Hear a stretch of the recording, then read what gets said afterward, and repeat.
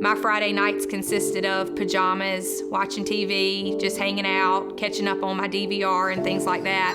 My phone rang around 8 o'clock that night, and it was Jim calling, wanting to know what I was up to. Hello. So Jim came over to my house. I said, I would love to sit here and hear your story.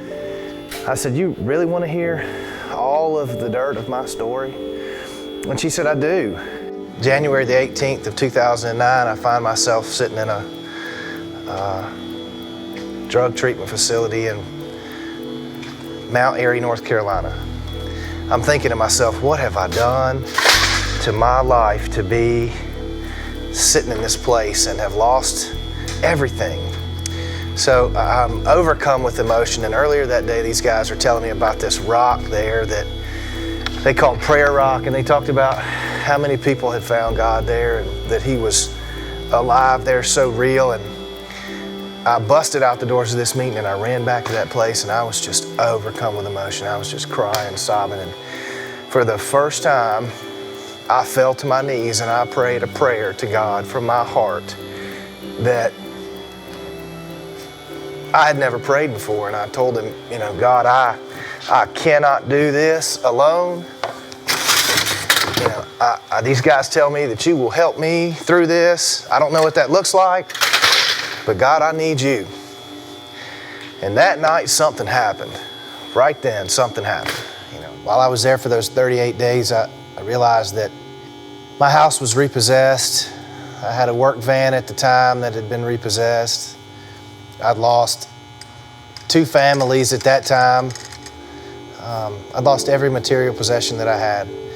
When you realize that it's the spiritual stuff that you need the most, at least when I realized that it was the spiritual stuff I needed the most, that was when I really started to change inside. And there's a song that sings those very lines. God changed me from the inside out. And when I finally started realizing that that was what needed to happen, and a lot of stuff changed in how I view the outside world and how I view other people, strangers, of friends that I've known forever, Scripture, and what I can do to try to grow myself. Transformation has been a big deal to me.